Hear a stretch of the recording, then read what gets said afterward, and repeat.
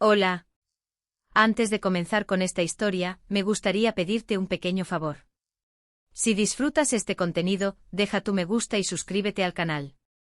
Tu apoyo me ayuda a seguir trayendo más historias como esta. Novela. Hermana, en esta vida yo soy la reina. Episodio 498, La chica revoltosa.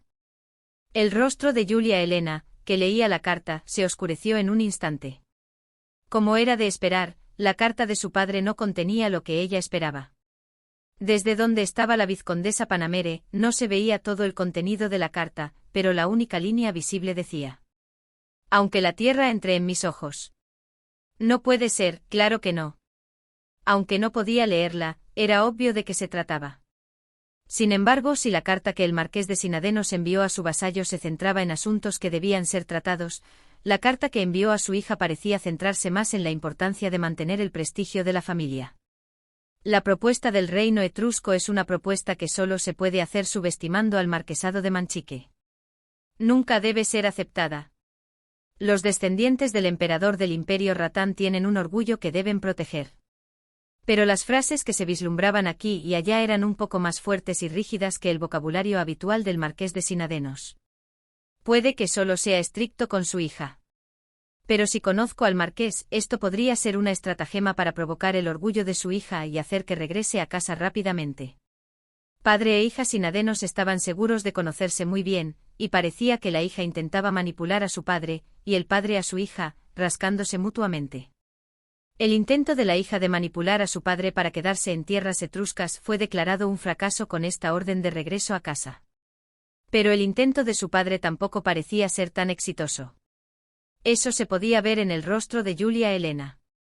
El semblante de la princesa mientras leía la carta se volvió gradualmente verdoso, luego blanco pálido, y en la parte inferior, finalmente se puso azul cobalto como pintura.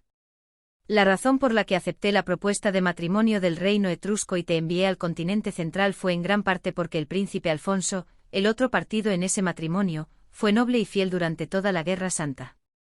El gran duque César de Pisano, dejando de lado el hecho de que es el hijo ilegítimo de León III, es alguien que aún no ha demostrado nada. Algo le molestaba. Sus ojos estaban secos. Julia Elena parpadeó y volvió a leer la parte que le molestaba. El gran duque César de Pisano es el hijo ilegítimo de León III. Ella maldijo para sus adentros. Maldita sea. Mi padre lo descubrió. Descubrió que el gran duque César era el hijo ilegítimo del rey. Ahora mi padre no aprobará este matrimonio. Ella dejó caer las manos sin terminar de leer la carta. Princesa. Irene llamó a Julia Elena con dulzura. Para Irene era lamentable que la propuesta de matrimonio con el reino etrusco se hubiera frustrado, pero la orden de repatriación era, por el contrario, algo bueno. Era una pena que la propuesta de matrimonio con el príncipe Alfonso no se hubiera concretado, pero el gran duque César no era en absoluto adecuado. Princesa, como dijo el marqués, no es que el reino etrusco nos haya despreciado para hacer tal propuesta. La vizcondesa Panamere pensó que, dado el alto orgullo del marquesado de Manchique, la razón por la que Julia Elena estaba tan decepcionada ahora era porque se había dado cuenta tardíamente de lo ridículo que había sido el trato que había recibido de las autoridades etruscas. No hay razón para que la descendiente del Imperio Ratán se entristezca tanto solo porque no pudo formar parte de la corte real etrusca. No hay nada de qué avergonzarse, como iban a saber ellos que el príncipe Alfonso ya estaba casado. Una propuesta de matrimonio es solo una propuesta de matrimonio. Si se concreta y se casan, entonces se convierten en la misma persona, pero que haya habido una propuesta de matrimonio es algo que simplemente puede suceder. Es cierto que el gran duque César, a quien ofrecieron en su lugar, no está a la altura de la princesa, pero no hay necesidad de que su orgullo se vea herido. Ni siquiera se concretó y se rompió. Simplemente podemos regresar a nuestra patria rápidamente. Por supuesto, había dinero que debía ser devuelto y por eso Irene misma no podía regresar con ella, pero la vizcondesa primero consoló a la princesa.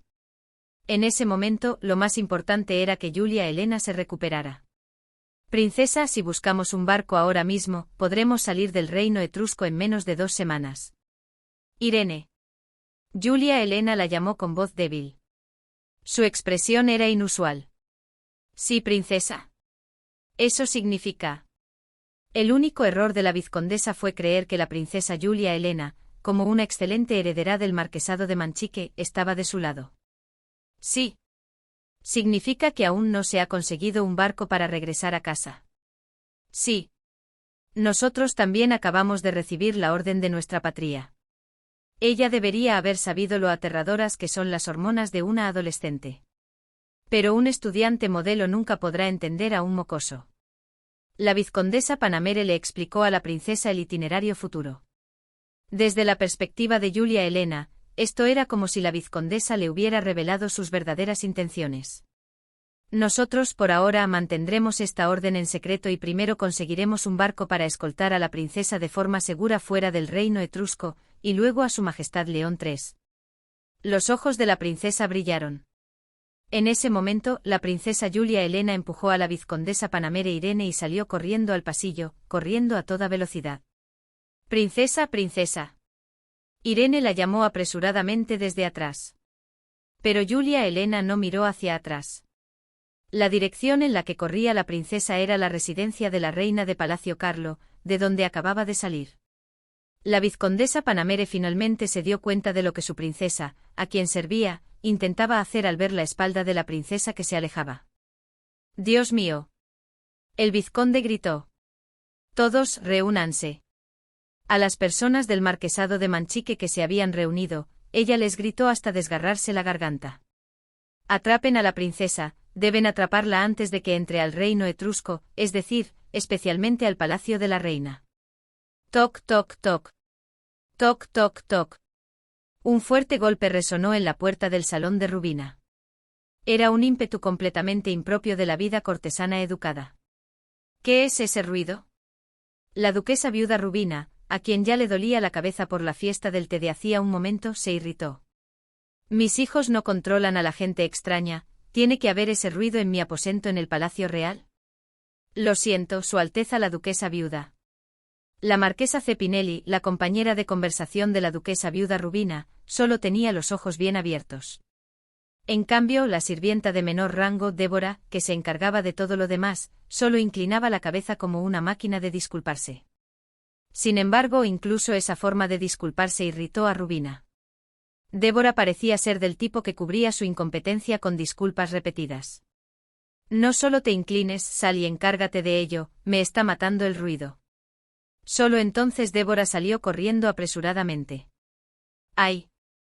Realmente no hay nadie que haga las cosas a mi gusto. La marquesa Cepinelli, a pesar de no mover un dedo, asintió con la cabeza a las palabras de la duquesa viuda como si fuera lo más natural del mundo.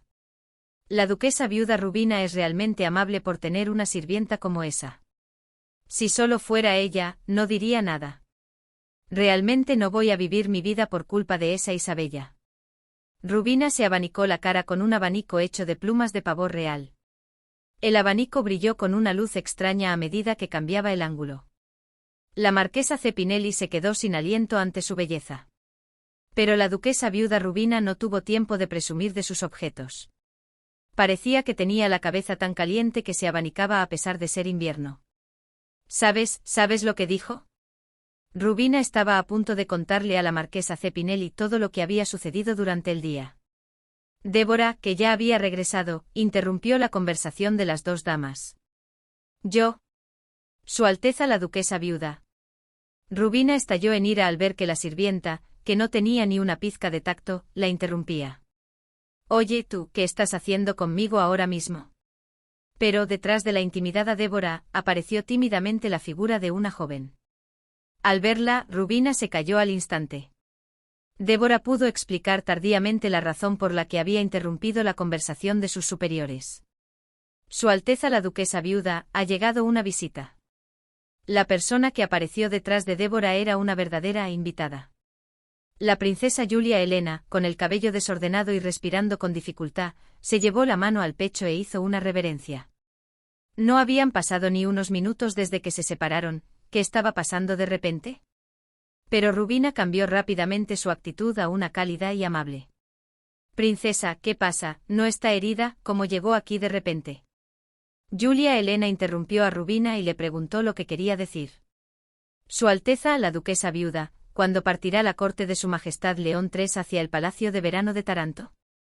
La pregunta abrupta de Julia Helena fue exactamente igual a cuando Débora interrumpió a la duquesa viuda, pero Rubina no se enojó en absoluto esta vez. No era momento para enojarse. Rubina tuvo la sensación de que algo grande había sucedido. Nosotras estábamos esperando que Su Excelencia estuviera lista. Ella respondió con una gran sonrisa de anfitriona. Tan pronto como la princesa decida, podemos partir en cualquier momento. ¿Mañana también? Mañana también. Rubina, que era muy perspicaz, se dio cuenta de inmediato de que Julia Helena no estaba insistiendo porque quisiera visitar Taranto. La han llamado de casa para que regrese a su país. Julia Helena, sin saber lo que pasaba por la mente de la astuta mujer que tenía delante, rodeó el tema para ocultar sus verdaderas intenciones. Entonces creo que podemos partir de inmediato. Me sentía muy mal por haber retrasado el viaje de la familia real etrusco a Taranto. En ninguna parte de las palabras de la princesa había una mención de haber recibido el permiso de su padre. Esta pequeña princesa ha decidido desobedecer a su padre, ¡qué monada! Rubina sonrió amablemente, fingiendo no saber nada. Era una farsa. Aunque se diera cuenta de lo que estaba pasando detrás de escena, no había necesidad de mostrar que lo sabía todo. Oh, Taranto en principios de invierno es tan hermoso. Me preocupaba que la princesa se perdiera esa temporada. Me alegro mucho de que pueda ver esa estación deslumbrante. Ella divagó sobre el paisaje. Rubina observó a Julia Helena mientras hablaba de cosas inútiles como las perlas, un producto especial de Taranto, y las vides y el pan de postre babá, especialidades de la región inferior. La joven princesa tenía la mirada inestable, el cuerpo tembloroso y miraba constantemente hacia atrás. Seguramente tenía alguna preocupación. En un momento como este hay que secuestrarla y llevársela. Rubina declaró. Entonces emitiré una orden de movilización general para todo el palacio para que podamos partir mañana por la noche. Normalmente, por muy rápido que fuera, habría tardado al menos una semana, pero si no se podía, se haría posible. Incluso si tuvieran que requisar burros y arrastrarlo todo, de alguna manera se lograría. En ese momento, Julia Helena preguntó vacilante. Ah, disculpe. Su Alteza, la duquesa viuda.